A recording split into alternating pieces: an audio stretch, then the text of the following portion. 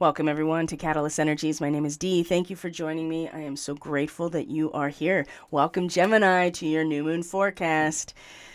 This report is going to look at the main astrological themes for the Gemini rising, Gemini moon, Gemini sun person, maybe not exclusively, but primarily the people who are personally identified with Gemini in their chart. We're going to look at the main astrological themes for our upcoming new moon, which is on the 18th of June. We're right on the heels of our June solstice when the sun comes into 0 degrees Cancer in the zodiac, and we have a full moon in Capricorn on the 3rd of July. So Gemini, Mercury as your ruling planet is now in your sign and is going to have lots of things, lots of relationships going on during the time of this next 2 weeks that we're going to look at. So the new moon is in your sign, and even though the full moon is going to be in Capricorn, there is a lot here. Just like in every new moon, the sign that the new moon happens in,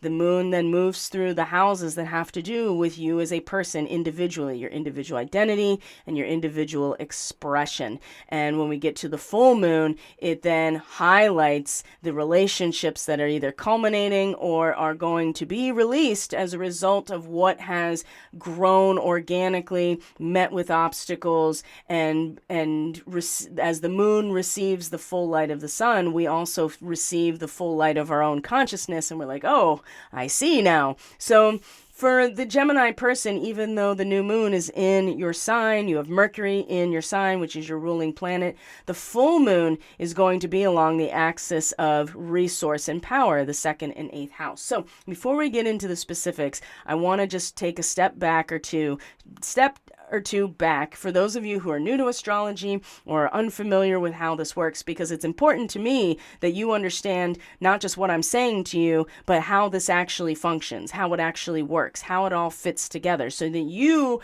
can read for yourself and start to learn how this system can be applied to your moving through the world. Okay, so you don't become reliant on any one person's interpretation. You are learning how to read this for yourself, and your interpretation is going to be more powerful than anyone else's. Now, some people obviously are more inclined naturally to read this language and this geometry than others, just like any other talent, just like any other skill, right? And so it's not to say that no astrologer, I'd be, basically trying to say, hey, don't listen to me. But the point is, as I'm teaching you how to do this by sharing with you how I am reading and interpreting it and seeing where you can go from there. So for those of you who are not new, just bear with me for like 30 seconds to a minute as I explain how I'm doing this. So at the time and the place that you're born, the eastern horizon is where we designate the beginning of this astrological chart, which is the ascendant. So where you're born and the time local to that place has a lot to do with how the house system is situated in an astrological chart. So at the time and place that you were born, you at the center of this 2D rendering, the line here is your rising sign or your ascendant. And so in whole sign astrology, what we do is to make general reads here. This is how a horoscope is written. So if you read a horoscope, you read for your rising sign or your ascendant, because it's showing and reading and interpreting the positioning of the current astrology relative to the house system itself. Okay, so it's whole sign is great for generalizations when we are looking at general themes and archetypes. Now, I do not read your personal chart if we did a reading together with whole sign astrology. Now, some people prefer that. I do not, and I've never read that way, because to me, this is a mathematical and precise geometric configuration based on space and time. I've always asserted that astrology is a 4D modality, right? That we are able to look back and forward in time on a two-dimensional rendering based on three-dimensional space, right? Which is the way that these bodies in our solar system, and certainly if you get into galactic astrology, the fixed stars outside of our solar system in our galaxy, they also have a relationship to each of us as the center of this chart at the time that the chart is cast. So just so you understand that it is precise, it is mathematical. If you've ever taken geometry in high school, and I'm not assuming that you have or you haven't, but if you have, then you know that all of those geometry and geometrical configurations break down to mathematical equations. It's no different with the astrology, and it creates an algorithm, okay? And so if that helps you understand the value and the precision of astrology and why it is absolutely known and utilized at the highest levels as a mathematical algorithmic system, then, it's worth explaining. So yes, we're going to look at a Gemini rising sign. We're going to look at whole sign astrology. And whole sign just basically means that we don't look at the actual zodiacal degree of these cusps in relation to the ecliptic. We are just designating each house as the sign itself. And that, again, helps generalize things. So that's how we're going to do this very generalized Gemini new moon report. But just so you understand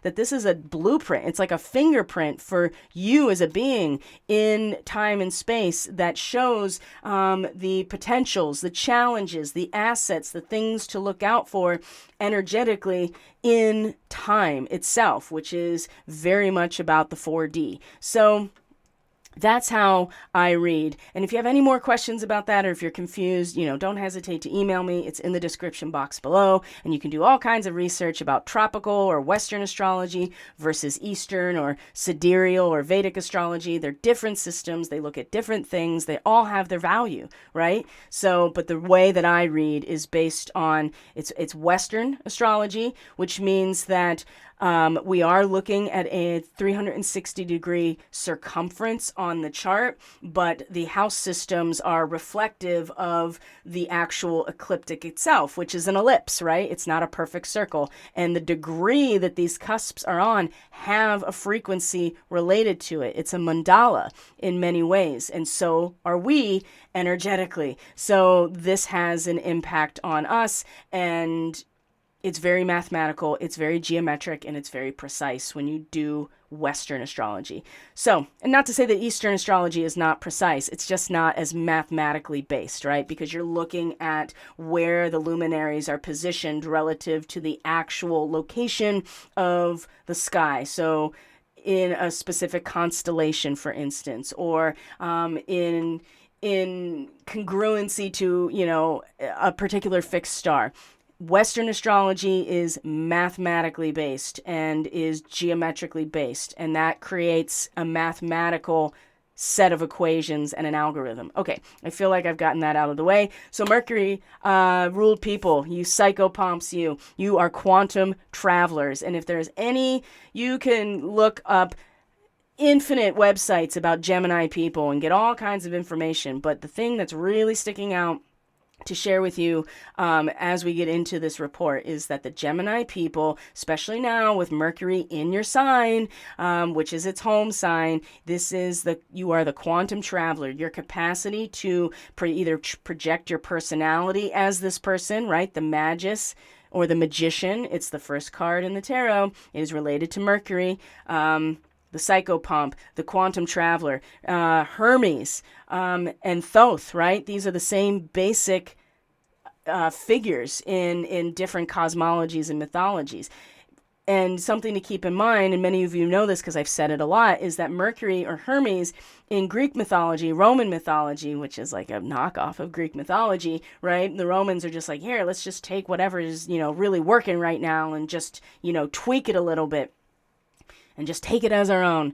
So in those mythologies, Mercury or Hermes was the only deity that could go in and out of the underworld. And so he was a shepherd of souls, right? He also wasn't breaking any natural law because he's a quantum traveler. He moves along the light beam, the speed of light, right? So there's something really important about this for the Gemini people to kind of keep in mind: the capacity to be a quantum traveler, to be in multiple locations at once, to bilocate, right? Maybe that is one of your psionic abilities, is to bilocate. We all have them, and some people more than others. And I feel like Gemini people are going to be more telepathic. They're going to bilocate a lot easier. And then you would look at other configurations in your chart, especially starseed markings, to be like, these are my psionic abilities, or I'm more prone to express these particular abilities, right? Empathy, precognition, telepathy, telekinesis, bilocation,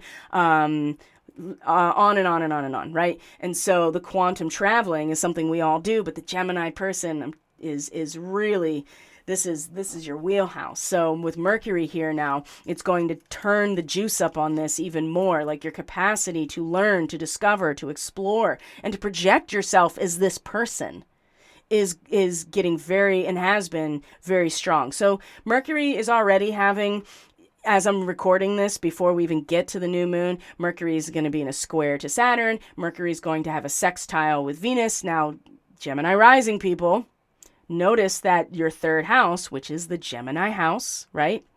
About learning, adapting to your environment, back and forth travel, the movement of data bits, right? Observation, empiricism, logic, rationality, right? Your mind, your cognition actually functioning, your nervous system actually perceiving what's right in front of you. That is the third house, right? You're interacting with the light and taking that quantum photonic information and processing it. That's the third house.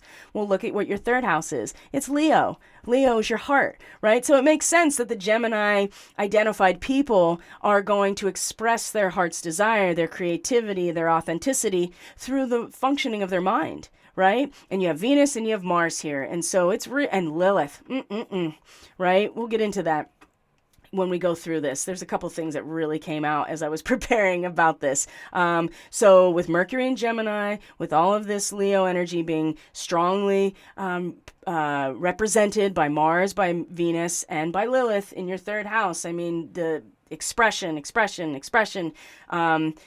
data, processing the data, observing the data, expressing yourself creatively in some ways is really, it's just getting a lot stronger. And with the new moon in your sign, setting an intention of personal growth and evolution along the lines of projecting yourself with a sense of really committing to something.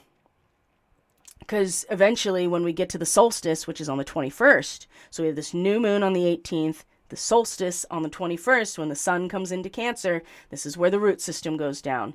And this can be kind of difficult for the strong Gemini person, because it's one thing to be, especially if you are Orion Starseed, and this is a huge activation for Orion Starseed people, because this is in conjunction with Betelgeuse. It's the main star in the Orion constellation. It is in the shoulder of the arm that's coming down to strike with the weapon. There is strong Mercurial and Mars components to this star, and for those who are Orion starseeds, you already know that insatiable thirst for knowledge, right? Competitive type of debating, being able to hold your own in any argument, almost arguing for the sake of arguing. And that is Betelgeuse to a T. It can be very exaggerative and argumentative, but the other side of that is a very powerful, heartfelt expression. And you have Mars in the third house. So know what it is that you are committing to or prepared to set your roots down into, because that's going to make a big difference, I think, as we go through the next 2 weeks in terms of when we get to the full moon, which will be in Capricorn. So for the Gemini rising people, you are talking about the axis of resource and power. And it's one thing to identify with what is yours. That's the second house. What is inherently yours? What has been provided by the Great Spirit or God in terms of the earth, right? The second house is the soil in which we are all planted in at some point. The eighth house is death, sex, and taxes, right? It is the power that is generated through transformation, metamorphosis, and a lot of times about the dark night of the soul and the ego death. Now, Pluto has now come back into Capricorn.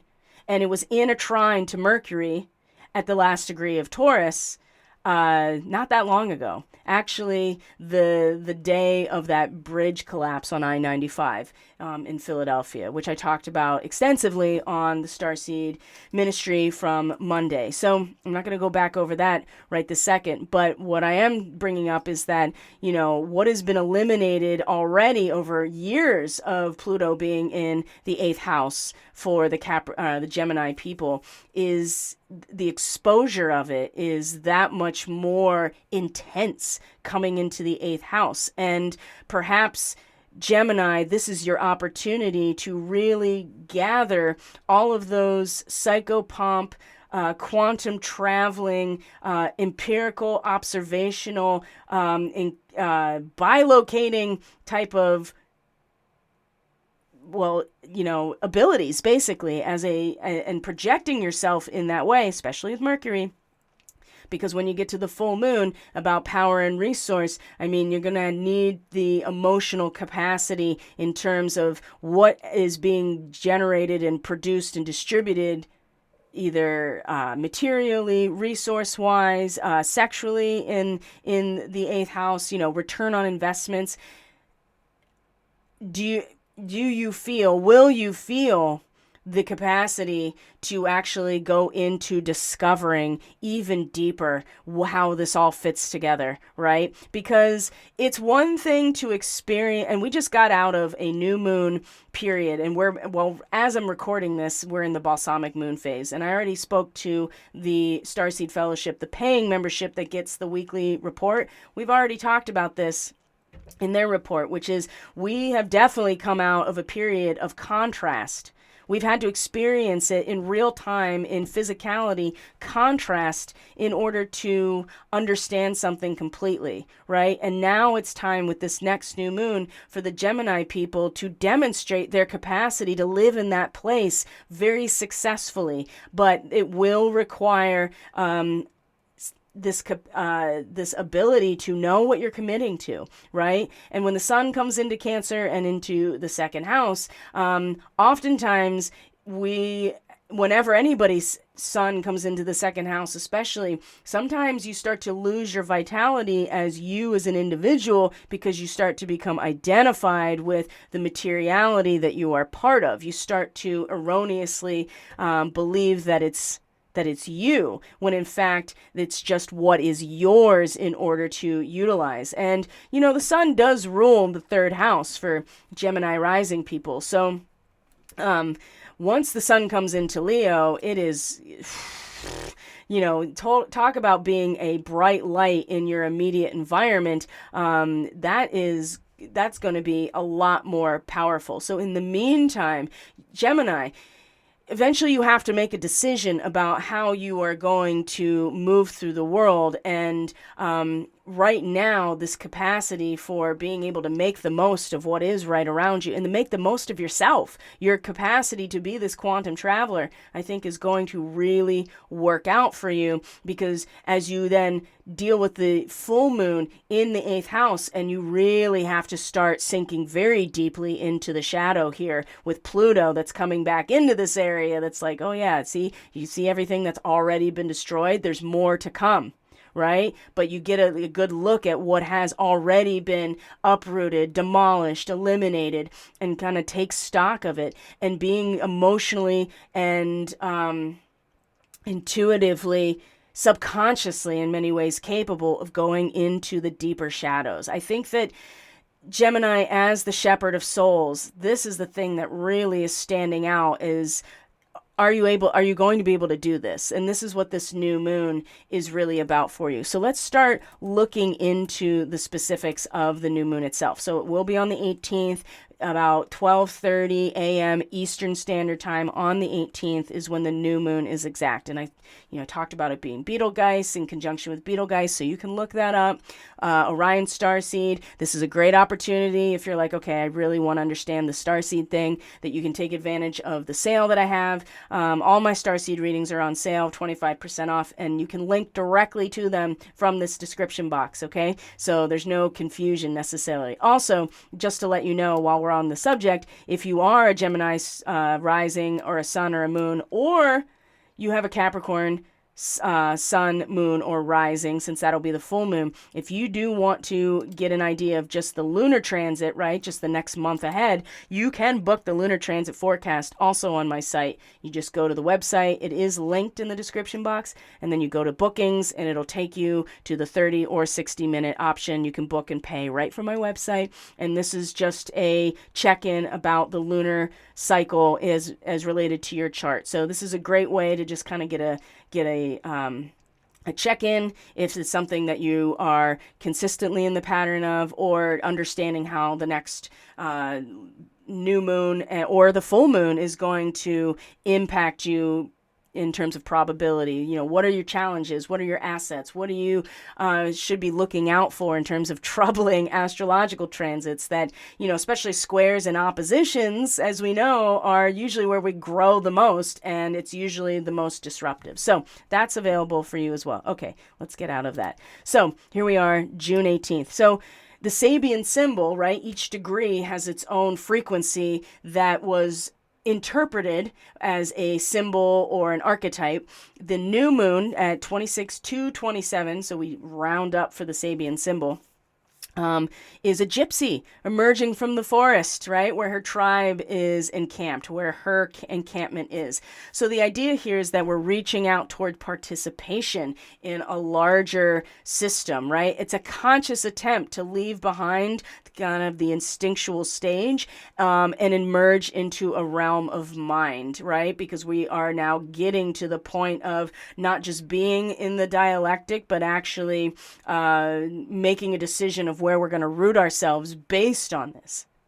So a period of it does show a period of transition. That's the other thing to consider here, is this new moon is going to be a period of transition as we are reaching back out. And you as a Gemini person, this is going right into the essence of who you are. You yourself in a transition and making a conscious attempt to leave behind who you've been and move forward to who you know you're going to be. And it's a very clear yearning for this new state of consciousness, right? And so with Mercury here as well, I feel like that I can already feel it. There's this strong, like, let's go. I want to get to that new place, that new location, that new version of myself, right?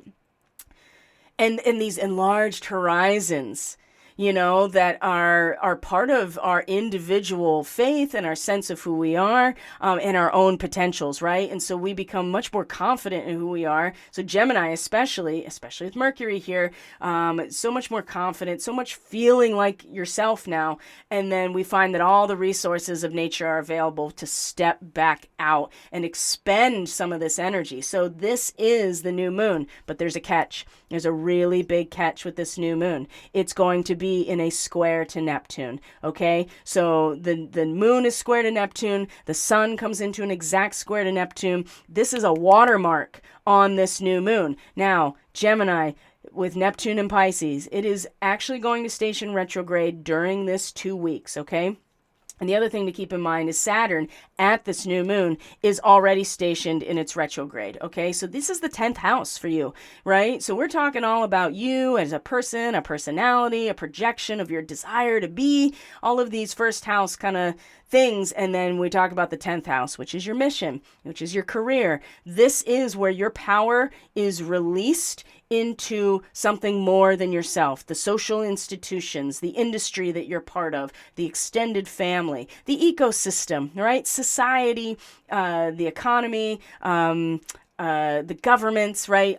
The 10th house is the zenith. It's what it's all been working towards, and it's released into that. So if the 4th house, or this IC that we see here, is your root system, as many of you know, the 10th house is the entire forest. It is the release of all of that power into a structure and an institution that is self-contained, that is a bunch of moving parts. And considering that it is Capricorn, traditionally is the 10th house, it is the unfolding of the sacred geometry of life. Whatever that structure, that matrix is, that is the 10th house. So Saturn is very happy here. And for the Gemini person, I think that probably within the last couple of weeks, if not longer, especially since Saturn has moved into Pisces, the intensity, the drive, well, maybe not so much the drive as much as the intensity and responsibility and this sense of ambition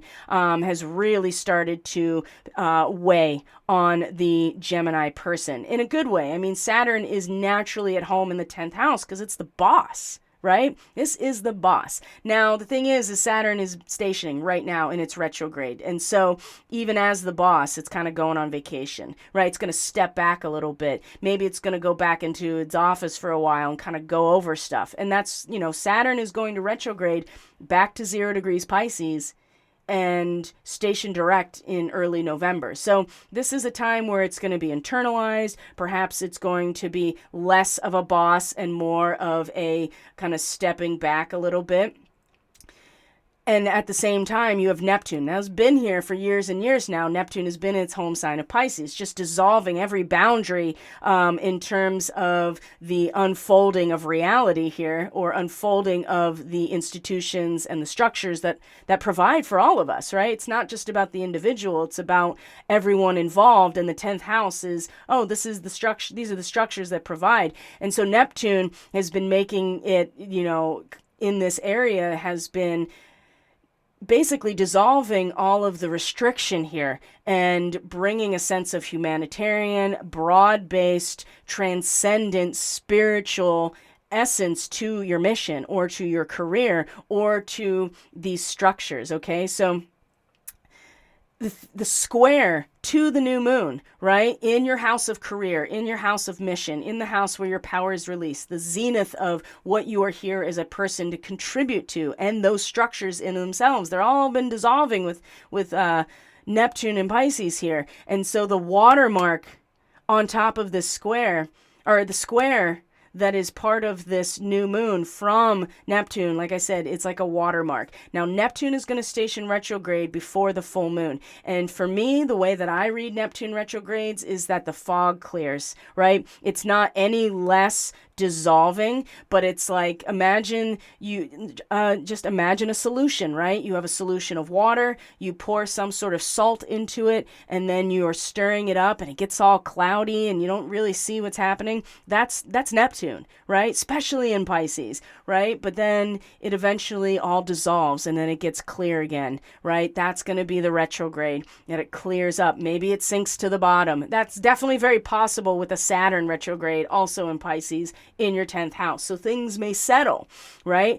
The thing about this square to both the moon and the sun, separately and together, this is why this is a catch with this new moon that you have got to be aware of, in terms of, it's one thing about who you are, projecting yourself out into the world, being this gypsy emerging from the forest, right? Our horizons are enlarged. We have such faith in ourselves as, and I say us because in my draconic chart, it's all Gemini. I don't have any Gemini in my natal chart except for a cusp. But when it comes to my draconic, right, the oversoul, it's so much Gemini. So I'm going to say we, because the underlying unconscious drives here are very Gemini for me as well. So there's a lot of faith in our own potentials and our horizons that are enlarged in terms of relationships and the social contract, all of these things, and releasing ourselves through a joy in accomplishing something. But here's the thing, you have Neptune squaring this new moon, okay? So let's talk about this, because this is this can really just dissolve everything. And easily, and this is why the quantum traveling, I feel like, is so important to wrap your head around, because if without it, you can just find yourself completely weakened by this square, not only to the moon, but to the sun in particular. So the sun square Neptune is something that will weaken your vitality, which is what the sun represents. And the sun in your sign is definitely something that is giving you vital energy and sustainment into your personality. So Neptune weakens your vitality. It makes it very hard to get motivated or enthusiastic about anything, right? Because maybe in terms of, what am I doing here? What is my mission? What is my contribution to, right? Especially now that Saturn is retrograde and had been kind of in boss mode here and now is pulling back. it's going to be a lot harder to get motivated or enthusiastic, especially about the way that Gemini people are projecting themselves out into the world, right? You can just feel like you're just, like a wet blanket or something. So events or other people can cause confusion and disappointment. This is Sun square Neptune, and it may force you to battle against the odds. Again, this is something that the Gemini person, especially with Mercury here in Gemini, this is where Mercury in Gemini is going to help out this situation, because maybe your vitality and your sense of creativity and your sense of self in relation to how you express yourself, maybe that is being weakened by Neptune's influence, but Mercury is right here, and at least that part of you is projecting out. So you may feel insecure, but you're going to kind of mask it really well, right, with Mercury and Gemini. And so the other thing about this is that we can really be caught up in seeing the best of people and being and then ultimately being disillusioned by that. And so something that's really important, especially for Gemini people who tend to not have an easy time making decisions or can just be back and forth, you have to be above board in everything you're doing, right? Especially when it comes to your career or your mission or the systems you are contributing to in terms of 10th house. And this is an aspect where predators will quickly hone in on any weakness that you have, and the risk of exploitation is really strong, because you're like, oh, I'll consider this new idea, I'll consider that perspective, oh, I can just keep doing this. It's not ideal for things like medical tests. This is general here. Medical tests or operations, because you become more susceptible to infection and pathogen with Neptune square the sun, and that weakened vitality has an impact on your ability to recuperate and to heal. Okay, so you also become more susceptible to and sensitive to drugs and alcohol. So if that is one of your struggles, this is not a good time to be bypassing or escaping through any type of substance use or abuse with the sun square and the moon square Neptune. It's the full moon itself in a square to Neptune. So it seems like there's not a lot that you can do with this energy, especially with the moon in a square to Neptune as well, which brings a lot of emotional insecurity, a lot of confusion. Again, vulnerable to deception, being taken advantage of, suffering, all of these things, okay? So this is the watermark on this new moon. So just be aware of it. And it's kind of funky, because the degree that Neptune is in terms of the Sabian symbol, is like, oh, the garden is completely full, and it's tailored to exactly what you need, right? Now, when we think about Pisces and we think about how this is direct surrender into the Great Spirit, into God, into Source, however you identify that for yourself. When you directly surrender into the end of the process, or you surrender into the living waters of themselves, the experience of it, this also is suggesting to me that it may weaken some aspects of your vitality, and you may be like, should I step out? Because there's fear, there's insecurity, there's a sense of, do I have everything I need in this area? And I would just say that if you hold fast, when Neptune does station retrograde, that fog is going to clear, and you're going to get a lot clearer view of what is this experience, what is going on. It's like going through the Bardo, you have to have spiritual sight. You have to have Aquarius and which is, the ninth house for you, which is belief systems and understanding and wisdom. It has to be sharp. It has to be strong. It has to be a higher sense of vision in order to navigate. But the fog is going to clear. I feel like the fog machine is going to get turned off. It's going to dissipate during the retrograde, and things will not be as easily kind of used to deceive, right? Because a lot of that, there's smoke and mirrors all the time with Neptune and Pisces. So it's really going to test that, I think, of is it all smoke and mirrors, or am I actually connected into my higher self and to Source through my higher self, and can feel and experience that everything I need is provided. It's come to fruition. The abundance is here, right? And I think these are good things to be aware of. And remember, it's a new moon, right? So we have this whole lunar cycle that is going to develop over time But this is the watermark. This is the challenge to begin with. And we would be well advised, I would say, not to be afraid, but also don't be deluded either, or don't get overzealous and be unrealistic about your expectations in terms also of who you are and how you're projecting yourself into the world, because you're just the seed, right? The 10th house is the entire forest. And so even if there's something here that doesn't quite feel right or go right in this area, that doesn't mean that you don't fulfill the entire cycle. And I think that just be aware of that, because there may be things that come up right away, possibly. And I'd say when we get to the first quarter moon, which we'll talk about, that's really going to be, I think, the first, as it always is, the first real challenge. So that's the new moon on the 18th, and then the moon will move into Cancer. So we're already going to get kind of an emotional preview over the so we're looking at, what day is this? Sunday into Monday into Tuesday. So 19th is, and so this is Father's Day too, by the way, right? So Sunday the 18th, I believe, is Father's Day. So we also come into Juneteenth on the 19th. And there's another substantial type of transit that is worth paying attention to. So let's look at that.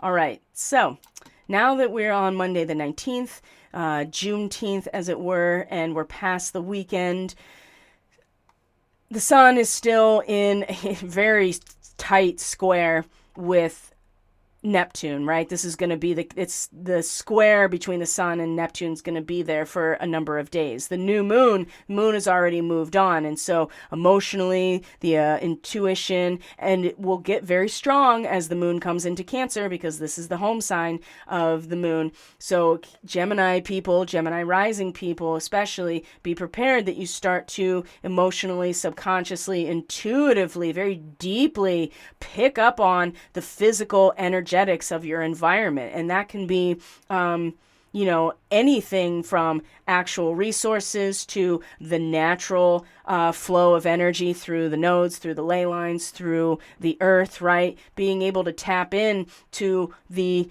frequency and the vibration of what is, right?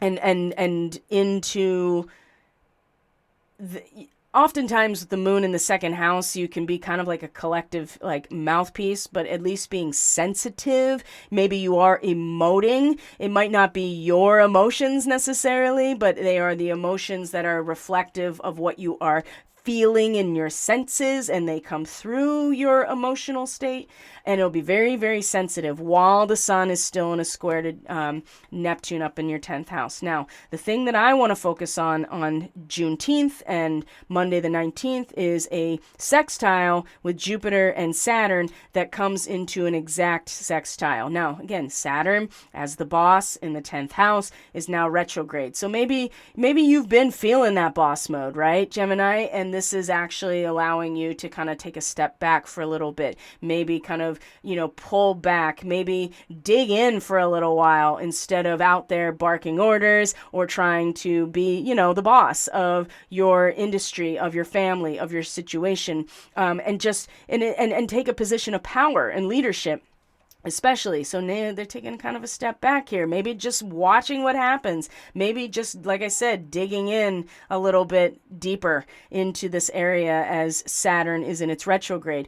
The thing about Jupiter in the 12th house for the Gemini people. Now, Jupiter in Taurus is not exactly in its best, right? Because Jupiter is expansive. It rules Sagittarius, okay? And so it's all big picture, broad horizons, wisdom, understanding, synthesis. Jupiter is the father of Mercury, actually the father of Mercury, and Mercury is the child of Jupiter and one of the Pleiadian sisters. right? One of Maya, I believe it is. So one of the seven sisters, one of the actual stars in the Pleiades star cluster, is the mother of Mercury, and Jupiter is Mercury's father. So Jupiter also ruling the sign opposite of Gemini and the home territory of Mercury. It's kind of the broad picture here, which again is understanding of the meaning of the social relationships, the understanding of the personal relationships, the social contract. Jupiter is a great lawyer, right? Jupiter is a great manager. Now, in the 12th house, it's all of these energies are having to do with the ending of a cycle, right? And the spiritual nature. Maybe it's behind the scenes. Maybe it is within the collective unconscious. But Jupiter being here is really a lot of blessing and I don't want to say good luck necessarily, but it's a blessing of understanding and big picture type of spiritual awareness, right? And so with Uranus in this area as well in Taurus, I feel like even though the landscape is shifting and there's an understanding of the value of actual things that Jupiter is representing, this is going on in, behind the scenes, like away from the social realm, somewhere that is more private, somewhere that is pulled away, somewhere that is within the realm of the spirit in many ways. And so there's a cautious expansion when you have Jupiter in a sextile to Saturn, and especially with the Saturn retrograde. Now, Jupiter is not retrograde. Jupiter is going along, expanding on the value of the nuts and bolts of actual reality, of actual currency, of actual material resources. Jupiter in Taurus shows that there's dependable leadership. There is a sense of security and a sense of being able to really just kind of settle in and get it done, right? Taurus people they're very dependable. They are very methodical, very practical in a lot of ways. So Jupiter here, which is none of those things, by the way, because it's all big picture all the time for Jupiter, because that's how we, when we come to understand or alchemize or transmute, it's bringing these two things together and creating something new. So in Taurus, it's very much that process, but with the actual currency and value and materiality, and is something that is like dependable leadership. So the cautious expansion here with Saturn in its retrograde, there is growth opportunity, but it's really going to come behind the scenes and in your own spiritual work. Maybe it's going to come through the guise of like an angel or a guide or something that comes to you and through you by the grace of God, right? And it's not going to be nearly as obvious because it's in the collective unconscious. It's in and back away, right? You come back into the 12th house. And oftentimes the 12th house will be things like hospitals and prisons, ashrams, like places where you come away from the social network itself and are coming back to yourself. This is the end of the cycle. And so there is there's growth opportunity with this sextile, but it's going to be something where you're going to have a lot of patience and perseverance and a strong work ethic. And maybe it's not going to be necessarily exciting, but this is a really good time to start maybe a savings plan, because Jupiter does rule wealth. And in Taurus, I mean, it's talking about the wealth of actual material resources that are yours in the spirit in a lot of ways. What I recommend here, Gemini, is that there are growth opportunities that may be offered here. There is a sense of expectation of how things are going to go that is a real value to you in terms of your spiritual development and the tying up of loose ends, closing out accounts, all these kind of 12th house things. And the Saturn in retrograde here is, sound judgment that is not necessarily trying to establish or accomplish anything as much as being able to just be with this situation. So it may not be very exciting, but there's something that I think this sextile is going to present to you, and it may not be anything more than just kind of like an intuitive, all of a sudden like, oh, I'm just inspired, or I just felt this, I was just given this insight in a dream or something. It very well could happen that way, but it's not it's very cautious expansion. You may not want to jump on it right away, but it's something that is worth putting in your back pocket, being aware of, and maybe this is something that's worth working on, but it's not something you're going to like broadcast, okay? Especially, and you're not going to put it into a contribution necessarily right this second.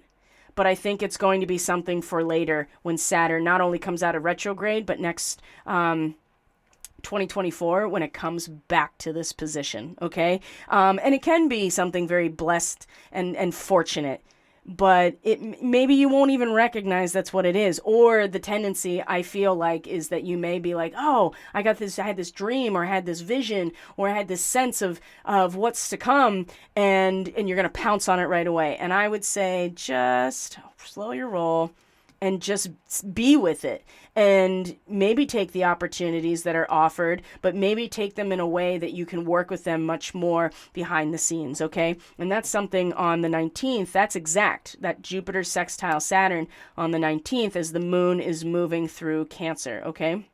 So the other thing as we lead up to the solstice is that the moon is going to come into opposition with Pluto, which is... and then the sun is going to come into this quincunx with Pluto. So they're going to happen very close to each other. So first we're going to get this opposition to Pluto. And by the way, this is Procyon, the star Procyon. This is a starseed activation as well, these last degrees of Cancer. It is a fixed star that is in the constellation of the little dog. And so it also has a connection to Sirius. And I've talked a lot about Procyon in other things, so you can always look it up. astrologyking.com is a great site for fixed stars. And they're, all of the cited ancient and fixed star astrology to all of these fixed stars. And it gives you another layer of understanding of what these stars are, and then in relation to the starseed origin and the abilities that come along with it. So the moon, very powerful in the last degrees of Cancer, right? So powerful that it might be like almost too much of a shell around, not very permeable at this point when you're getting to the mastery of any of these signs. And for Cancer, it is like the shell is watertight, right? Nothing's getting in, nothing's getting out, and it gets very conservative when you have these late degrees of Cancer. So opposite of Pluto, just in general, is a difficult placement, okay? And we're talking about the axis of actual power itself, where it's generated and where it's released when we're talking about Cancer and Capricorn. So for you, Gemini, we're talking about resource and shared resources. And Pluto coming back into the 8th house is bringing this power and awareness and exposure to what has already been eliminated and is on the docket for transformation in terms of shared resources, okay? Power dynamics. And Pluto in the house of power dynamics, you've already known about it. It's been here since 2008. So this is not new territory, but it's new in the way that the retrograde, again, is going on with all this other stuff now going on around it. So oftentimes with the moon opposite Pluto, it can cause a lot of drama in your relationships, a lot of inner turmoil, because how you personally feel and the agent of metamorphosis and transformation is creating tension. So your feelings can intensify because Pluto's pulling on them, and you may feel so like locked into your safe space in this moment emotionally that the pull of Pluto can be really, really strong. Now, again, in its retrograde, I feel like it's just going to be more of a painful awareness and exposure here. But your feelings can still intensify, and you may no longer be able to control your reactions, right? Because Pluto is just pulling so hard on the moon in Cancer. So some feelings you may experience are hopelessness and fear and jealousy and obsessiveness. And again, if we're talking about power dynamics, you better believe that some of this is going to come up. And you become very vulnerable to either being emotionally manipulated and controlled or being the controller. So do not allow yourself to fall into that because somebody is tugging on your emotions, making you feel guilty or fearful. And when we're talking about resources, especially Gemini, this about somebody trying to take your money or something you're emotionally attached to. That's something that could come up as well. So being less in control of your reactions, you may resort to the same emotional manipulation to make sure you win the battle. And there are some instances where this may be a life or death, especially when we're talking about Pluto in your 8th house. But try not to react too much on your feelings right now. This is a short transit. The moon moves a degree every 2 hours, and so it will move on, and the feeling will also move on. So it'll show you something really important. It will intensify something that is there, and then it'll move on. So best not to make huge decisions based on this moon opposite Pluto.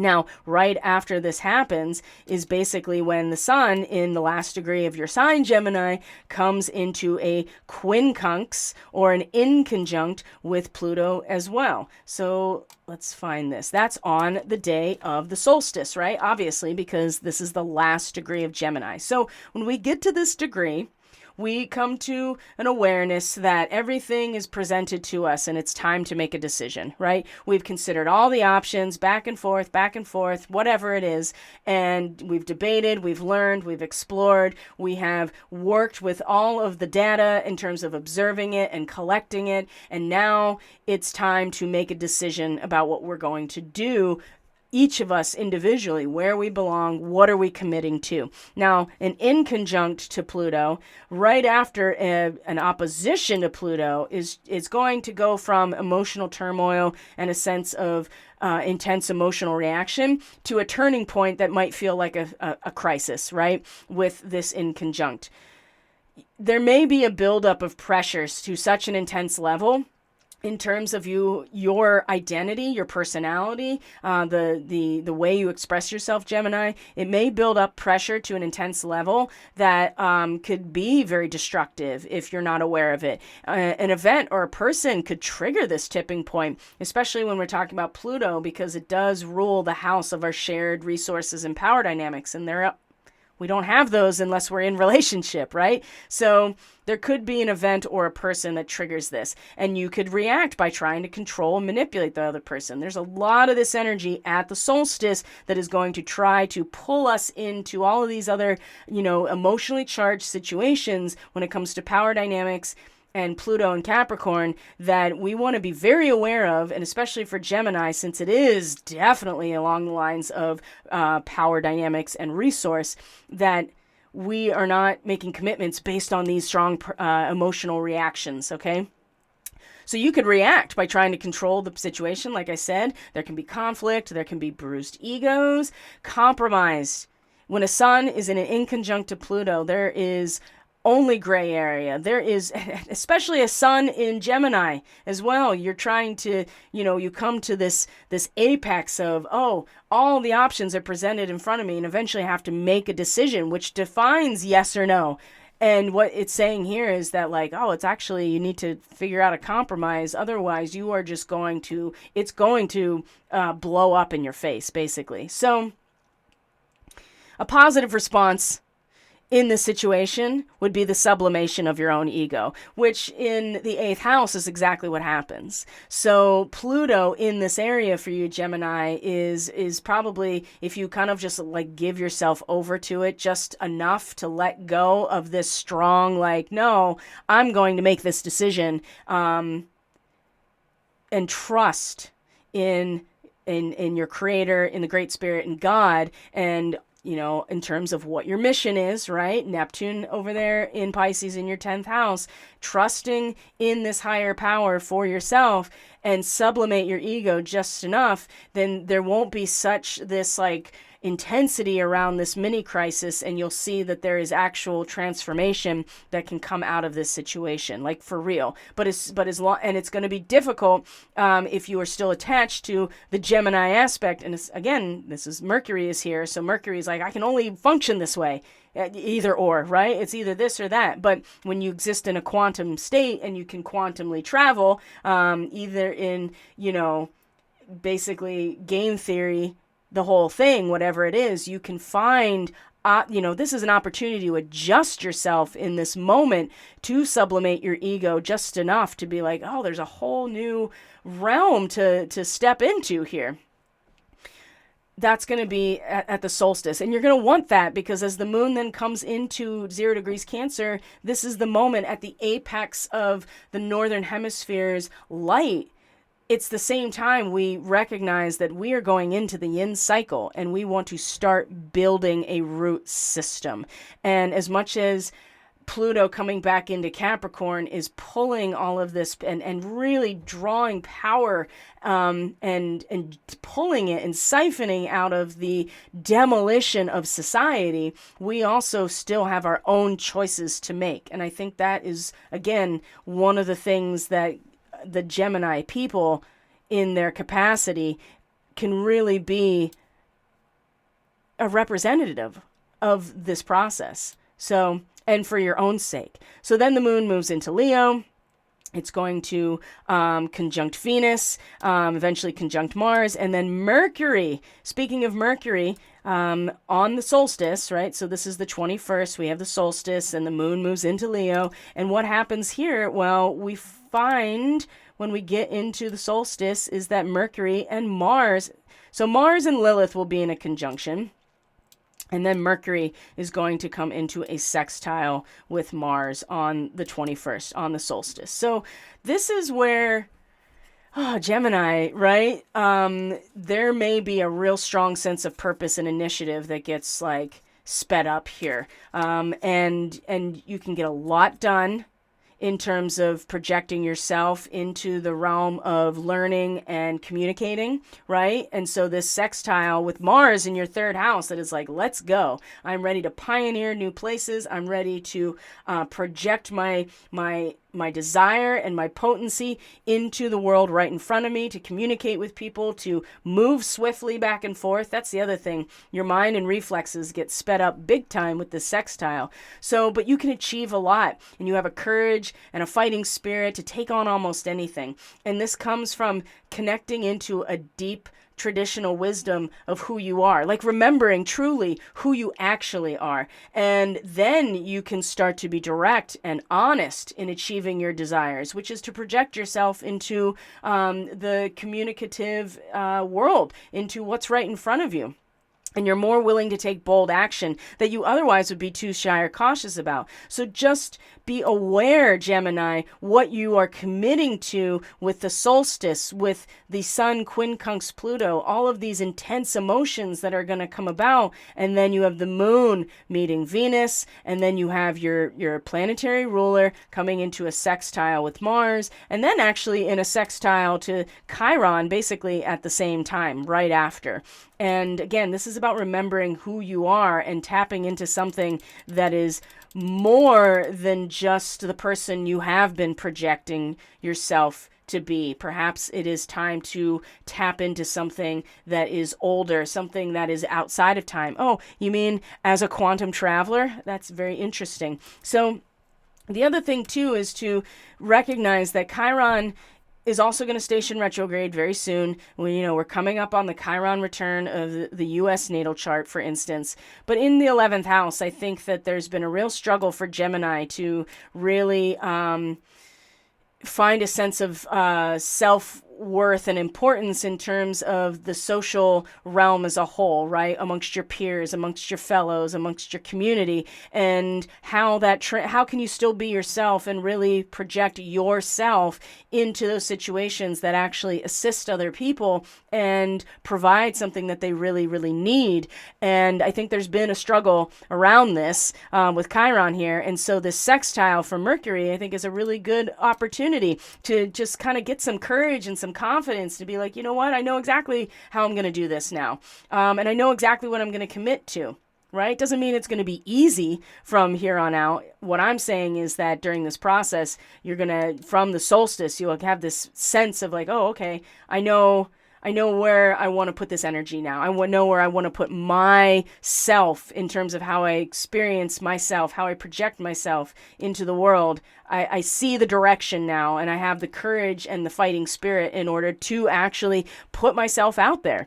And that could be in your home, the way that you communicate with people. I think that's a big one. How you actually talk to and communicate with people, since Mars is in your third house and has just been really kind of aggressive in some ways. Now, maybe that aggression turns into a fighting spirit and a courage that has a sense of real commitment to this process. Okay, so Moon is in Leo, and then Mars comes into a trine with Chiron as well, and I believe this is on the 22nd. Yes, so we're going to come into the 22nd. So there's not only Mercury is connected to Mars and Chiron, but Mars is connected to Chiron. And again, still in this conjunction with Lilith, who in the third house is, she's going to have it her way, whether anybody likes it or not. And as long as you realize that primal urge to do so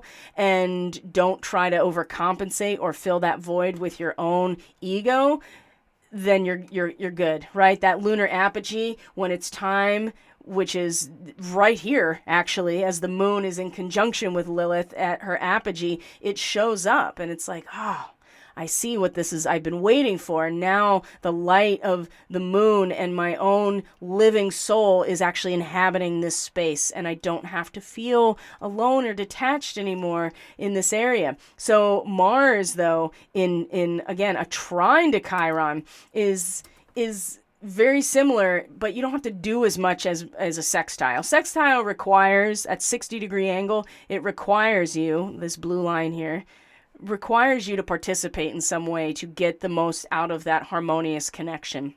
A trine is just very supportive. You don't have to do anything, but it also doesn't really challenge you. So there's also this sense, I think, for the Gemini people with Mars and Leo in this trine to Chiron is if the projection of the self into the immediate environment, into the world of ideas and thoughts and communication, and this sense of desire to project oneself into this area, I think is very naturally going to support, and especially because Mars rules Aries, right? So there is also, too, this sense of here, this is going to really assist in the Chiron wounded healer aspect that we're all trying to heal about our self-worth and our inner child and our own impulse to be, to assist other people, to provide something that they need. And for the Gemini person at the social level, right? I feel like it'll be something that you won't even have to think about, or you just kind of project yourself very naturally and instinctually, and it's going to do something. And it has a lot to do with just acknowledging and identifying yourself with your own heart.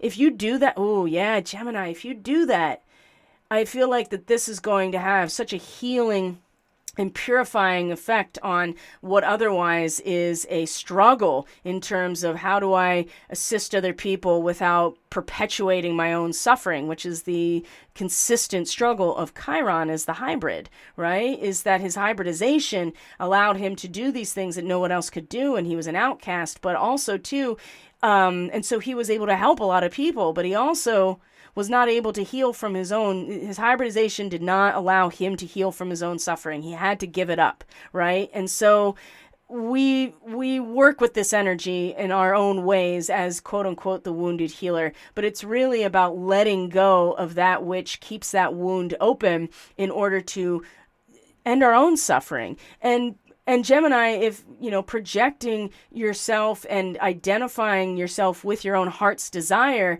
I think is going to make, I'm really getting a strong feel on this one. Like it's moving through my heart right now, and it's kind of like swirling around. So I feel like that this is many people probably need to hear this right now. So that's amazing. So let's move on. The 23rd, as the moon continues through Leo, it's going to come into Virgo. And this is when the sun actually comes into a sextile with the North Node. And a trine to the South Node. So we're going to talk about this a little bit because, as you can see, the South Node in Scorpio is something that we're going to be paying attention to after the first quarter moon. So we're in the crescent moon phase right now. We're in the waxing gibbous phase. We're in the spot where we're starting to recognize that there will be obstacles, that there are things that get in our way, that there are things that we have to react to that will hold us back. And when we get to the first quarter moon, which will be in Libra, this is that first relational crisis of, okay, what do I do? So now the moon is coming into the 4th house for the Gemini person. Mars is still in a trine to Chiron. Jupiter and Saturn are still in a sextile. So all of those things I spoke about are still very present. But now we have the sun in a direct aspect to the nodes of the moon, the undulating plane of the ascending and descending node, right? This is where the lunar orbit crosses the ecliptic plane. The ascending node, or the North Node, which is the head of the dragon, and the descending node, or the South Node, which is the tail of the dragon. We are going towards the head collectively. And for the Gemini rising person, this is the 12th house. This is, and for just a little while longer, one of the things that really represents this moving into the June solstice and moving into the next season and the turning of the wheel is that the nodes are going to shift into new signs. And that happens once every 18 months, every year and a half, the nodes of the moon move into another sign. And so this is going to shape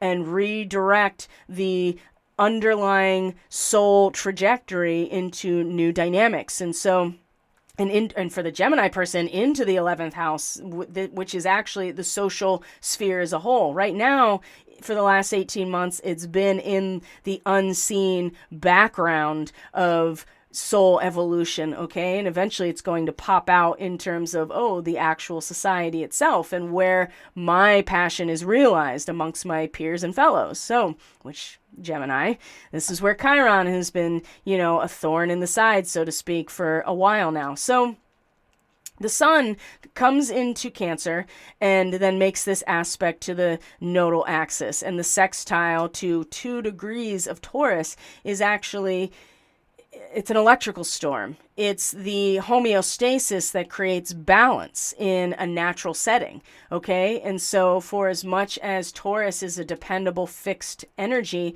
lightning is just as natural as the soil. And in fact, it's when there is that connection, right, to that power, right? Which is, again, it's homeostasis. It's balancing the charge of the atmosphere. When lightning strikes, when it appears, it is the balancing of charge that is unbalanced. And oftentimes it can be very disturbing. It can be destructive, but it also is what fertilizes the soil. It allows for the charge of all of the ions to balance back out, right? So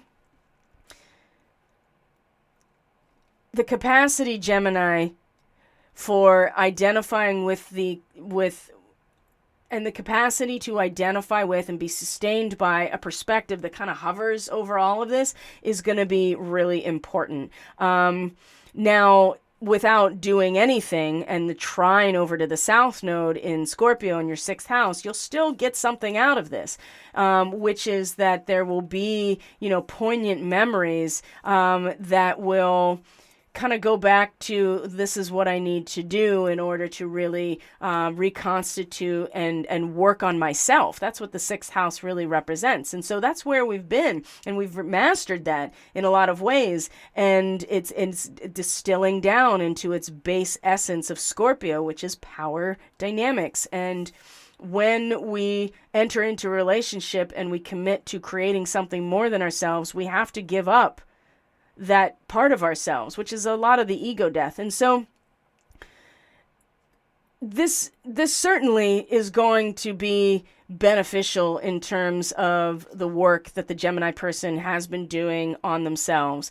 But if you actually put a little bit more of awareness into the situation and into the sextile, you realize that the intrusion of the electrical storm into the background, into the collective unconscious, is actually has much more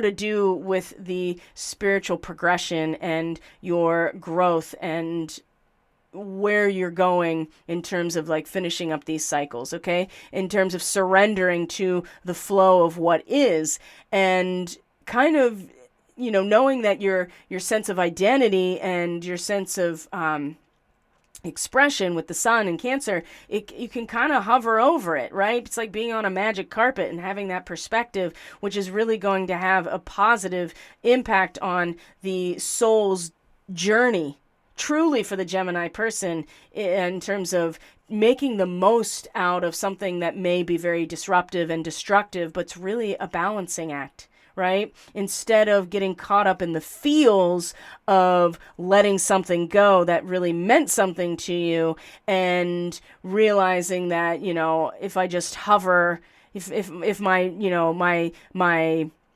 ego identity is able to just kind of hover above all of this, then I can at least make the most emotionally out of this situation. But there's no real lesson here. And remember that the South Node is there's a default here. We want to go towards the North Node. And for the Gemini person, this might be something that's a little bit more difficult to keep our sights on, right? But it's all because it's in the background, it's in the collective unconscious. It doesn't have to do necessarily with you as an individual, but everything related to all of the karma and all of the relationships with the society as a whole, and where it's headed, right? Which is where the real change is happening, where the real blessings are for you right now, is in this area in the background. So it's less about you and more about how you are part of everything else. So So just be aware of that too. And don't be hard on yourself if you're finding yourself being like, oh man, I really am sad, but I'll just suck it up. And yes, I'll remember what's really important, and I'm not going to do that again, right? And maybe what you're not seeing here is that it's all part of a much bigger fabric or much bigger perspective that you are just part of, that all of this is going on. So that's Friday the 23rd. Then the moon moves into Virgo, and that's your 4th house. So also ruled by Mercury, by the way. So this is a house where your personal power is really accessed. It gets very deep, very private, very personal with the moon in the 4th house. And the one aspect I do want to focus on as the moon comes into Virgo is the fact that it is going to square Mercury on, I believe it's on the 24th. Yeah, so Mercury's coming, it's just zipping through Gemini, just zipping through it, right? It is just full speed ahead in Gemini right now, which is not surprising. And then we have the moon. Let's go back here. The moon in Virgo in a square to Mercury, which is usually where there's a lot of disagreements and moodiness, and you're feeling very opinionated. And of course, a moon in Virgo, 27 to 28 degrees of Virgo is, the power of your own will, and feeling, very intense about it, very deep, very emotional about it. And then you also see, it's in a T-square with Neptune in Pisces as well. That means the moon's opposite Neptune, and both of them are in a square. Mercury's in a square to each. So it's not a good time to preach to other people. This is one of those times where you want to, in some ways, internalize this process and actually critically look at both sides. And as a Mercury ruled person in Mercury, which, by the way, this is exactly where the new moon was, this is going to be something that's a little bit easier, although the square to Neptune is going to be a real challenge because it distorts your thinking. It becomes confused. I think what you'll find here is that, maybe you are that you're not seeing things necessarily, you're not thinking about them clearly, you're confused in your thinking, your imagination and your potential for deception can lead to sticky situations with Neptune and Pisces. It's really important that you're above board in all your communication, that you are not, not even white lies, right? You don't want to withhold anything if you know that that's going to have a negative impact. You don't want scandal, you don't want betrayal. Mercury square Neptune, right? Even giving or receiving instructions can suffer from a lack of lack of clarity and misinterpretation. So you're more susceptible to believing in weird things and conspiracy theories with Mercury square Neptune. But ultimately, this is where thinking becomes very distorted. And what do we do with a T-square? Well, we look at the ghost point, which, by the way, is the galactic center, 28 degrees of Sagittarius. So what is it in relationship that is still working, has a necessity, and is seamlessly built into the surroundings like an old covered bridge, right? It's an old covered bridge. It goes across a stream. The stream is beautiful. The environment is natural and beautiful, but the bridge is the result of human participation, human cooperation, and you create something that's lasting and it actually has a function, right? What in who you are in relationship, Gemini, is like that old covered bridge, because that's going to be where you want to focus, because there are things about you that you have to let go. That's what 28 degrees Gemini is, bankruptcy. And it very well could turn out to, be related to actual bankruptcy for some people. It's going to depend on where this is in your chart. But for you, especially with Mercury, I mean, even the way that you project yourself as a Gemini person and your skill set in this area, there's even something there that you have to release. And it may be, and I just think in terms of family, your own personal character and your self-esteem and how, emotionally you're going to dig in or sink down into where your power comes from because of whatever is being released in your personality and your identity.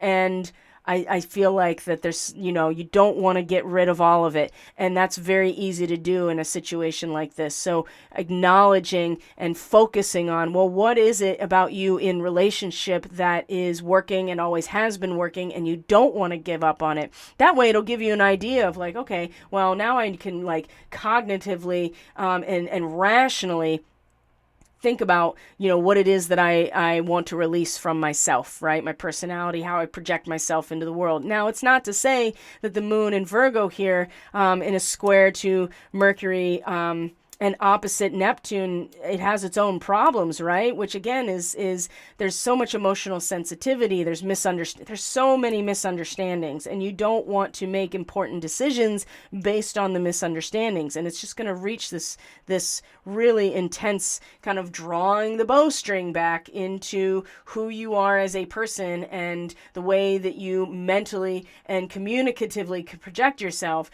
You want to focus on where that's all going, which is not destroying the covered bridge over the stream, right? You don't want to blow up the bridge. You want to bridge the gap. But there are things that are surrounding it that are going to be confusing. What do I let go of? Is this something that I need to let go of about myself? Is this something that I need to really hang on to? I just feel this intense emotionality about it, in a sense of the power of my will to seize my self-esteem and my emotions at this, at this level of where my personal power comes from. And I really feel like the ghost point, which again is the galactic center, right? This is a lot of starseed stuff. Anything 25, 26, 27 in the zodiac at all is designating some sort of starseed origin or a connection to it. So this is also going to bring out all the psionic abilities related to these positions. So you don't want to lose those aspects of yourself.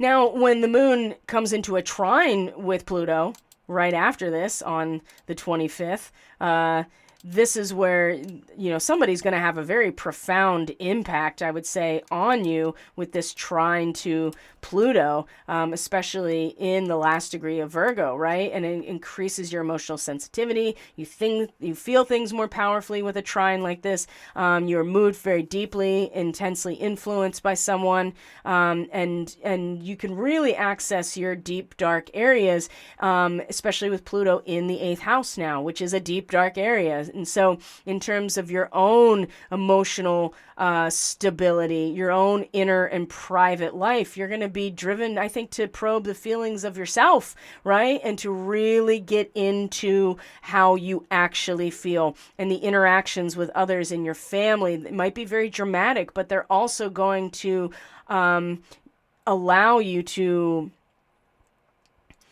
get access to your own emotional state based on the power dynamics that have been under the chopping block with Pluto in Capricorn for years now, that are now, this is kind of like the final pass with Pluto in Capricorns, because once it comes out of Capricorn into Aquarius, I'm pretty sure it's going to be the last time that Pluto in our lifetime is going to be here in Capricorn. So this is also one of those moments of like the last bit here to really get influenced, and that karmic pull between you and yourself and your destiny is going to be revealed, and really focusing deeply about completing something when it comes to your own inner life and where your power comes from. But lots of confusion surrounding it, absolutely.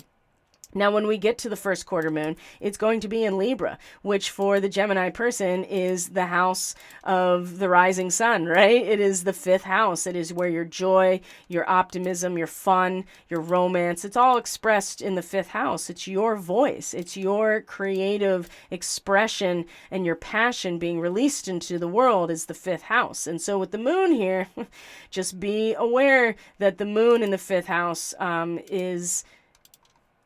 you really can pick up, your mood really reflects the emotions of other people. You're picking up a lot subconsciously of other things that then get expressed through your channels. There are good ways and healthy ways to do this, but there's also a sense of becoming very moody and taking on moods that aren't necessarily yours, or expressing them. Because that's the thing about the moon, you're feeling into all of it, right? And it's coming through your emotional channel, whatever it is that you're picking up on subconsciously. So when the moon in its first quarter makes a square to the sun, it's some sort of relational actional crisis. What do I do? So the moon in the 5th house is giving the Gemini person access to this inner knowledge upon which a new world could be built. This is 5 degrees Libra in terms of Sabian symbols. So if you're into that, you can always look it up. And it's being revealed, and maybe it's being revealed and emotionally expressed. It's through some sort of relationship or fun, or when we are talking about Libra, we are talking about the institution of form and law, and something, with Gemini, it's so mutable, right? It's just ideas always. But with Libra, you're actually balancing something real, something tangible. And so that is something that the Gemini person really identifies their creativity through, is through the application of this dichotomy into something real and something balanced and something formulated. So you get this revelation of inner knowledge, right? Something that is transmitted to you emotionally and subconsciously. But the sun, of course, in Cancer is now starting to have all of us, adjust to where we have planted our flag, so to speak. And sometimes, and all the time with this degree, 5 degrees Cancer, is basically, your car is trapped on the railroad crossing. And if you're going to continue to try to move your personal vehicle out of the way or get it started, or basically pit yourself against an oncoming train, which is, society, the family dynamic, essentially. It's like a plant being like, well, I'm starting to get rooted here, so I'm just going to pick up and transplant myself. Or if you try to do that, you're just going to rip things out by the roots, and that's not good either. So whatever's going on here for you, Gemini, at this first quarter moon is like, well, what do I do, right? Because I feel like that there's this new world that can be built, and I'm getting this transmission. I'm feeling artistically inspired to express myself, at least emotionally, or I'm picking up on it. But in terms of the world around me, if I try to pit myself emotionally against that, I'm going to get wrecked, right? Because the momentum and well, not even the momentum, it's just like the soil itself needs to be, the roots have to actually penetrate through the soil, right? And so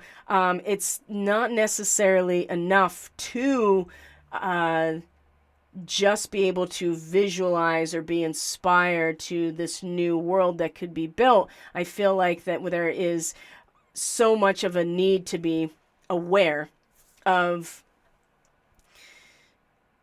the actual world of resource, right? I mean, you can't get ahead of the horse, so to speak, and you certainly cannot pit yourself against the oncoming train.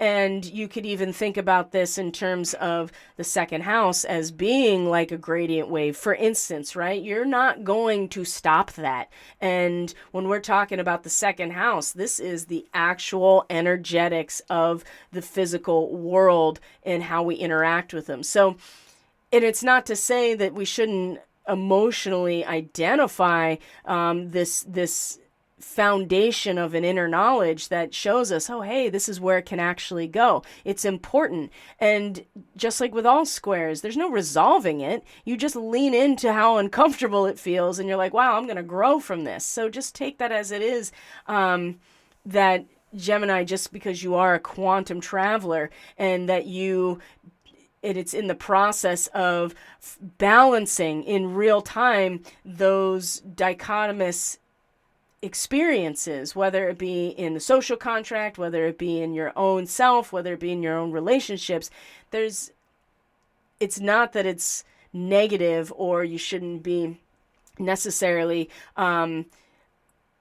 being inspired by this, but it's gonna be a struggle to hold that space emotionally and be inspired and have our voice be really strong as this gradient wave is coming through and is going to be kind of like a car wrecked by a speeding train if you are trying to put yourself up against it, right? Just like if a gradient wave is coming through and changing your cellular structure at the photonic level and the DNA level, right? You're not going to just be like, oh, you're not going to just stop it.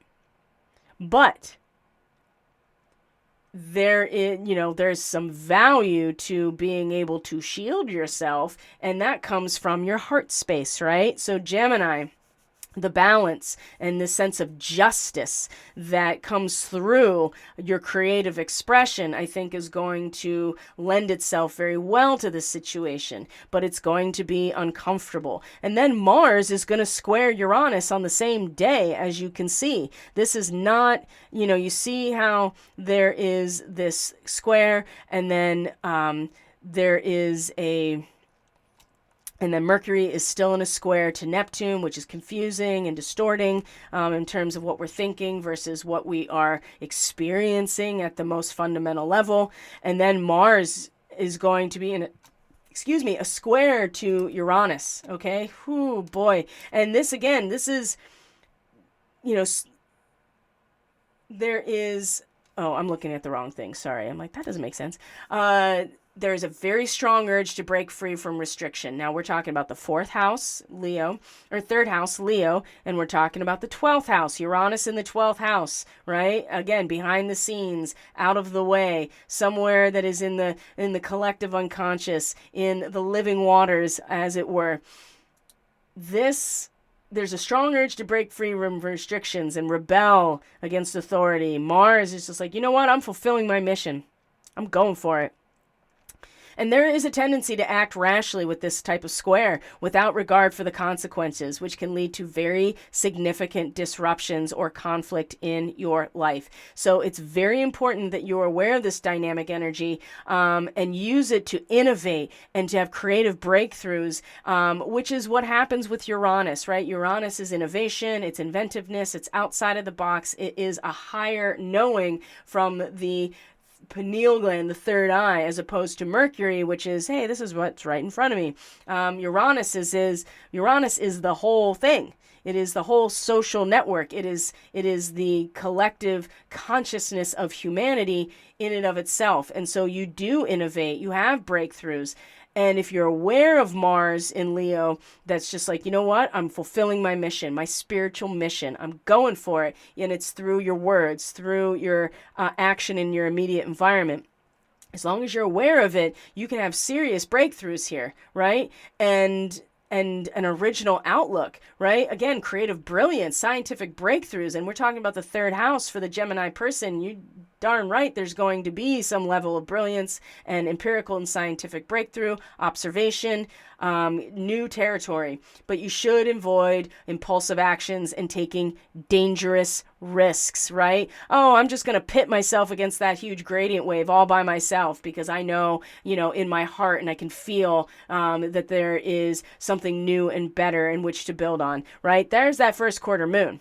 Right? And then you have Mars in a square to Uranus. That's just like, there is so much potential here to innovate and have a breakthrough. But if you do something dangerous, take a dangerous risk in terms of your own mind, your own biofield, right? And the way that you work with it, this could have some serious implications here. So any original outlook is, like I said, can lead to this place, but you have to avoid impulsive actions. And it's very difficult with Uranus in the 12th house, where it's in the behind the scenes, which is in the background, it's in the dreamscape, it's in the astral, quote unquote, it's in these realms that are smoke and mirrors in general, or in when you have to take a step back from society and you really are reacquainting yourself with yourself because you're in isolation, right?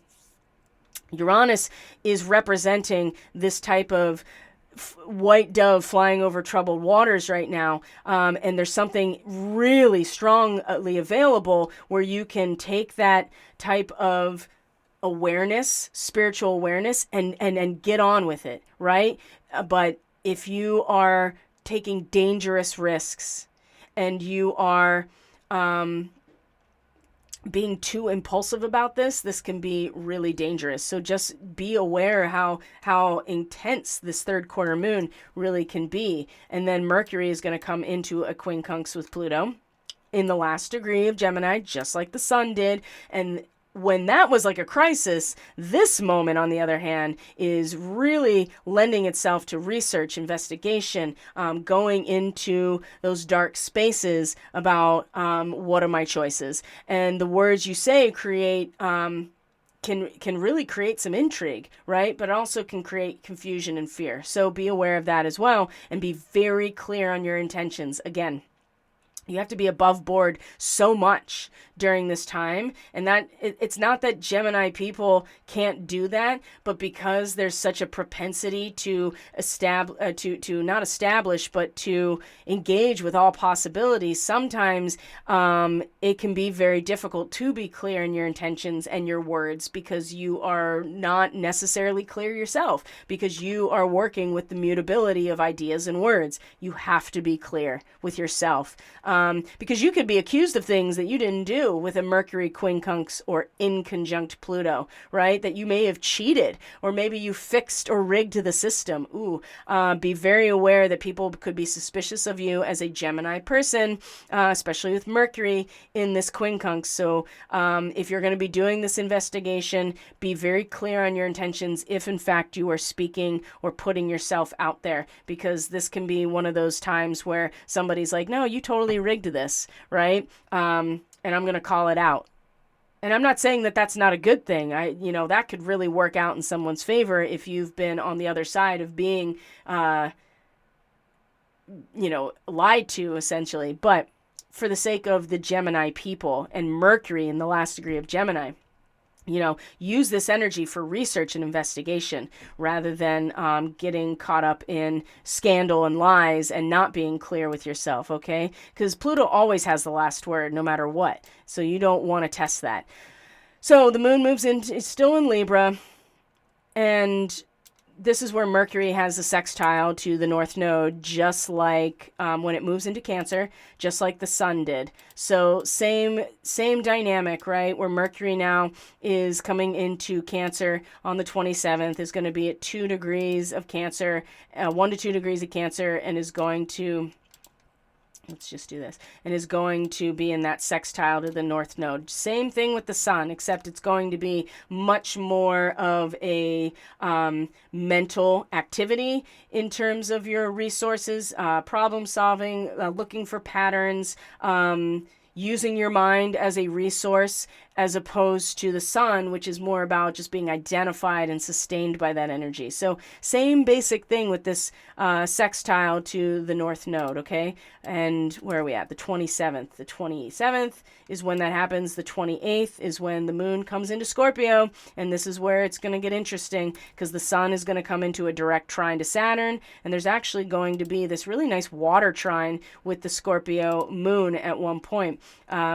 But it's going to cross the South Node, right? And there's going to be that moment, that really intense, dark, overwhelming feeling moment of, oh, I remember I don't want to give this up in terms of my routine, my everyday activity, what I've been doing, to take care of myself or to make myself better. In order to do that, there has to be some letting go or surrendering of something in order to create something more than ourselves. And there may be that kind of like, oh man, I don't want to let that routine go, or I don't want to let that practice go, or whatever it is in terms of your everyday, your work routine. It could just be your job responsibilities. You are feeling into the poignancy of what is being left behind. But there is this water trine with the Sun and Saturn and the moon in Scorpio, which I think is really incredible, just incredibly stabilizing, and we're going to look at it.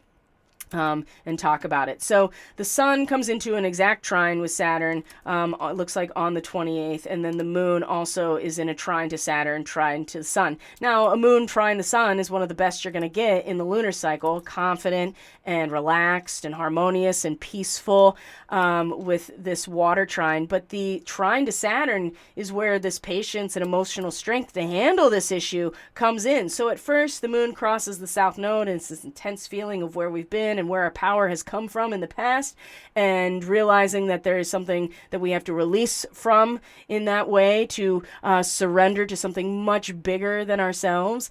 And then the moon comes into this grand water trine with the Sun and Saturn. And so there is a sense of patience and emotional strength to deal with these issues, and strong instincts and common sense in terms of our sensitivity to like, okay, well, what do I do now? What do I do? How do I make the most of my everyday routines, activities, my works, my labors, my service, right? How my healing, my practice, whatever it is in the 6th house. And the trine also between Saturn and the Sun is, again, this brings a lot of achievement and recognition for something that has already happened. Now, remember, it's in a retrograde, so it may be just an awareness of how far we've gotten so far, and to keep going, right? To focus on achieving your long-term goals and staying well balanced, especially in terms of identifying with what is yours in order to make use of. That is the Sun in the 2nd house, and really being sustained by that. So it's easier to reach your goals now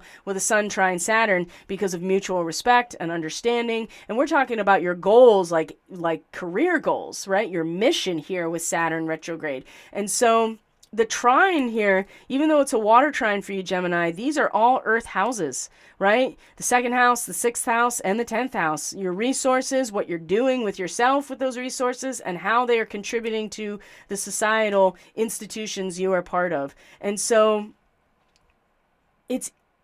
you know, whether you're getting an achievement or a recognition with this trine, even just within what you have been doing, you should leave this transit with a sense of some amount of satisfaction or contentment that you are on the right path, that you are following the summons of Source or the Great Spirit with Saturn right now, and that you've been in boss mode, that you will come back to this place, and this is a really good time to acknowledge that achievement for yourself and understand how you are going to reach your goals as Saturn stations and then eventually comes back to this place. And the sun is just like, you know, it's a learning process.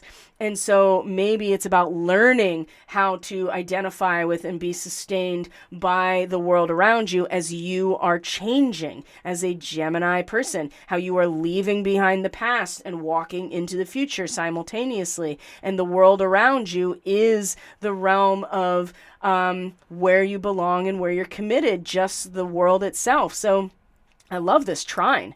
I really, really do. It will require emotionally for you to find a sense of real balance and calmness in terms of what you are doing every day. And when this routine is disrupted for people, especially Gemini, right? These are two houses that are usually Mercury ruled. The first and, or I'm sorry, sixth house is the Virgo house. So it will be difficult, I feel like, but this is a very stabilizing emotional moment, which I think is very useful. And Venus will also be in a trine to Chiron, just like Mars was. So while Mars is projecting out, Venus is valuing and identifying her own value in terms of her heart and her passion and the senses, right? And so again, I think that's just going to be kind of a recognition of and being recognized. I think that receiving a sense of accomplishment or receiving a sense of identification with your passion, really feeling it in your body, is also going to be very stabilizing in terms of what you're offering at a societal level and your own personal passions, right? Because that's really what Leo is all about. So, but the moon moving through Scorpio is going to be something else. And now the Mercury is going to come into a trine with Saturn too during this time, because we're getting close to the full moon, which by the way is going to be ruled by Saturn because it's a Capricorn full moon. So, let's see here. Nope. I want to make sure. One more day.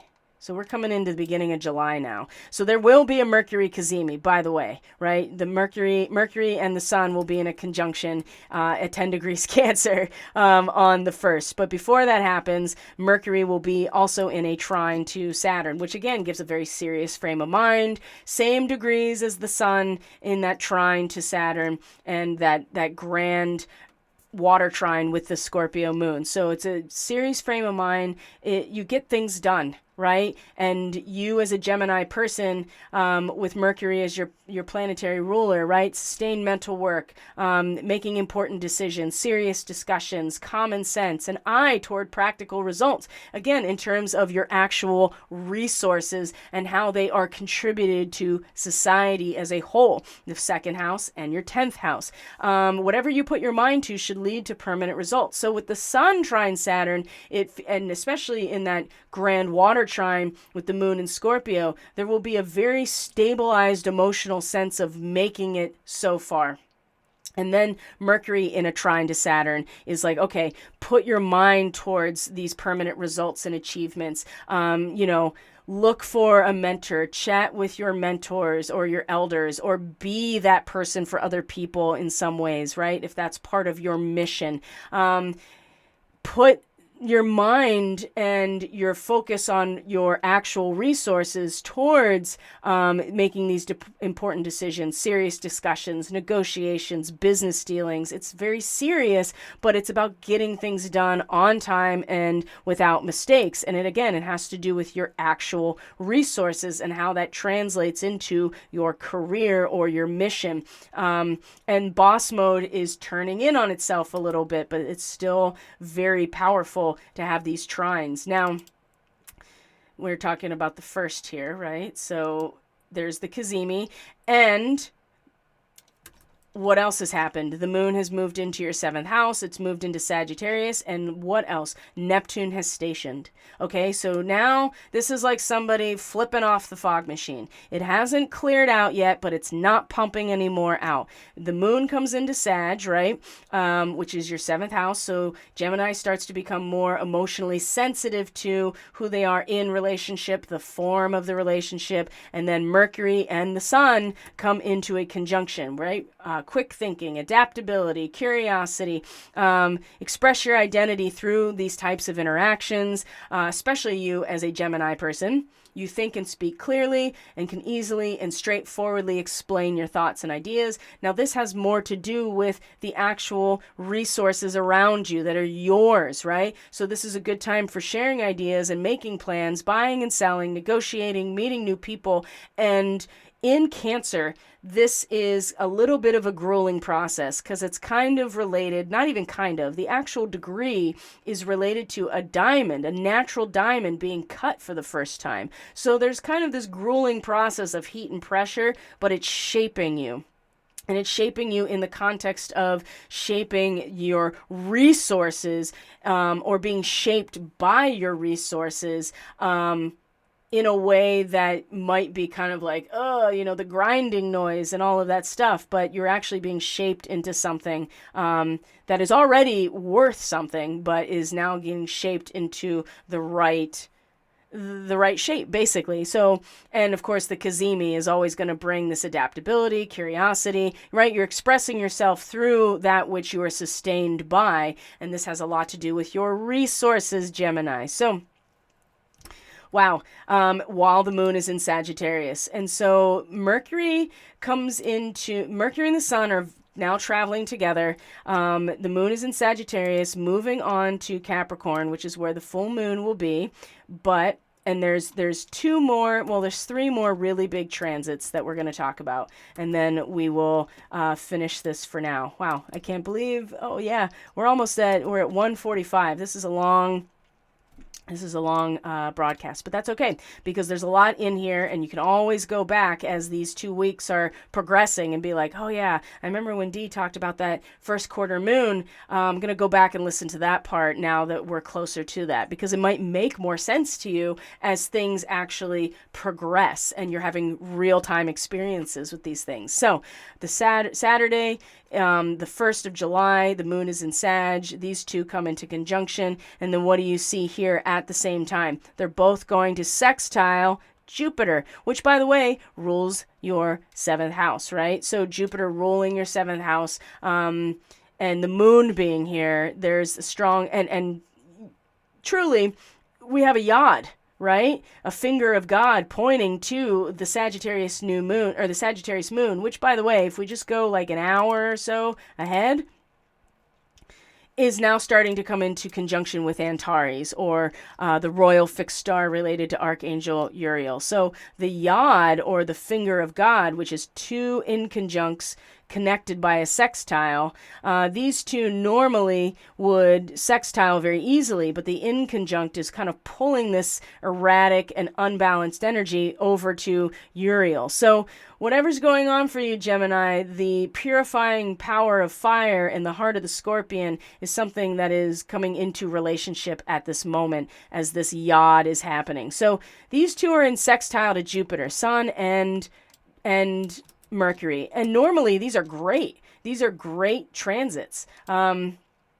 It's going to be the connection over to the moon in Sagittarius that's going to make it wonky. It's going to force us to adjust ourselves, right? So Mercury sextile Jupiter, it favors thinking about planning, favors thinking about and planning for your future. That's what I'm trying to say. And Jupiter is this broad outlook behind the scenes and in the background and in the spiritual realm, is the broad outlook. And then you have Mercury, which got decision-making skills, that has the planning and has the thinking and helps you visualize the path, right? And good communication skills and open self-expression makes socializing very rich and fulfilling. Again, it may be socializing on more of a background level or more of a spiritual level, maybe much more of a telepathic level or empathic level in the 12th house.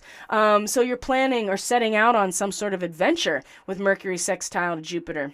The problem is the quincunx or the inconjunct over to the moon in Sag, which is bringing all of that energy over to who you are and how you feel in your relationships. Sun sextile Jupiter, same thing. Optimism, good luck, happiness. This is an ideal time to either reach your goals or without much resistance. Starting new projects really benefit from growth and expansion. This is one of the best transits you're going to get is Sun sextile Jupiter, right? And others will be generous and hospitable towards you, right? And so the growth you experience can be material and spiritual. And I'd say both, right? Because you're in the second house in Cancer and Jupiter is spiritual in your 12th house. So you have this growth that you can experience. You have this thinking and planning and broad outlook for where you're going in the future with Mercury sextile Jupiter, and opportunities that come to increase your wealth could really be set up. Again, the inconjunct over to what's going on. There is a pie in the sky thing here with Moon in Sag that is kind of forcing the growth a little bit, especially because Jupiter rules Sagittarius. So just be mindful that it's not going to look and be as perfectly aligned as it normally would because of these inconjuncts. But it's a yod, it's a finger of God. It's pointing to this area that is going to force a readjustment from both sides, Mercury and the Sun coming to meet Jupiter. It's not like you can't trust yourself in this situation. I would say, and there is a lot of favorable thinking and planning and communication and optimism and starting new things and growth and expansion in terms of the spiritual and the material. But there's something here about the moon in Sag, which is a great placement, by the way. Don't misunderstand me. Moon in Sag is where we really discover our true inner strength here. And I think that's what it is, because there's something there that's going to be like a sting. It's going to be like the fire of Uriel, right? The purifying heart of the scorpion that is in the realm of relationship that's going to, it's just going to force an adjustment. So things are not going to look as favorable as they might seem on the surface, right? And it's going to be this relationship issue, Gemini, this moon in Sagittarius, that's really going to, bring your sense of feeling and emotional landscape in terms of who you are in relationships to really think about and adjust yourself in the face of all of this, right? You're just going to have to be aware of it, that's all, so that you are not making decisions or trying to plan for something and being completely unaware of or just ignoring this. You can't ignore it. Inconjuncts force you to adjust yourself. You have to, because otherwise you don't fit. And the normal sextile that would make these two things amazing are going to be thrown off because of this. But just take it as opportunity to really adjust yourself. It might be a wild card for all we know, right? And that happens too with an inconjunct. Now, the last real transit before we get to the full moon, and wow, thank you for sticking with me this whole time. I didn't even realize, that's how you know you're in the flow, because I didn't even realize how much time has actually passed here, is that we are, that Venus, just where Mars had that square to Uranus, Venus is going to have that square to Uranus as we are coming up on the full moon in Capricorn. So it can really challenge the stability of your relationships through unexpected urges and events. And with Uranus in the 12th house like this, it's going to be in the background. It's going to be in the unseen. It's going to be in the bardo. It's going to be in the dream realm. It's going to be in the collective unconscious. And yes, it's going to be disruptive and unexpected, but through that process, you kind of get a chance to see the spiritual messaging that comes through of hope in a time of need, right? And it's the same thing with Mars. It's like we want to, the value of fulfilling our mission through our relationship, through the value of the relationships and our communication right in front of us is something that we are going to, that stability is going to be challenged by Uranus with this square. And so it increases, but it also increases the need for freedom and excitement, but it'll test the patience of the people in your relationships, okay? Or the people that you are, right around in this third house area, the people you talk to every day, the people that you interface with every day, the people that you, the information that you give and receive all the time is part of the third house. So if you try to resist the urge for change, though, and excitement, and you try to bottle this up because you're afraid of it or you don't like the challenge of the stability to your relationships in some ways, then somebody else is going to express this energy in an unexpected and sudden way. So be aware, too, that if you're trying to avoid the challenge to stability, if you are trying to squash or bottle up that need for freedom and are afraid of the unexpected in terms of the background or the spiritual, which is what Uranus is doing in the 12th house for you, then somebody else is going to take this energy and express it. So you're better off just leaning into the discomfort or the challenge of unexpected urges or events and see where it takes you. It's not necessary. These squares are not bad things. And yeah, when anything squares Uranus, it's just going to increase the unexpected aspect of these types of events with Uranus. But ultimately, you lean into them and you learn from them, and you grow as a result of the friction that's created when two things come in at cross purposes. Now, granted, these are fixed squares, so there is staunch positioning that is coming to meet each other very directly, and so you may find yourself really wanting to fulfill your spiritual mission, and the value of it is like overwhelming. And Uranus is just going to be like, there is stuff going on in the background that is changing that is beyond just you and beyond what you are attempting to accomplish or fulfill. And it's not to say that that's bad, but in the space of tension is where you really get the message, right? And real change actually happens. So really intense. And then we have the full moon in Capricorn that's coming on the 3rd. So there'll be plenty more. And that's going to be on Monday, right? Monday is the 3rd. Tuesday is Independence Day here in the U.S. So this full moon coming right on the heels of of Independence Day as the sun conjunct Sirius is a big deal. So, I wanted to show you the actual days and not the hours. So here again is our square. We see that the moon and Chiron and Venus and Mars are all in a fire trine as well. So that's going to get pretty spicy, I would say. And then here's our full moon, right? Full moon opposite the sun, full moon opposite Mercury. It's going to be conjunct Sirius, and that is a whole other ball of wax that we're going to get into on our next set of broadcasts. So we have the Starseed Ministry coming next Monday on the 18th, the new moon itself.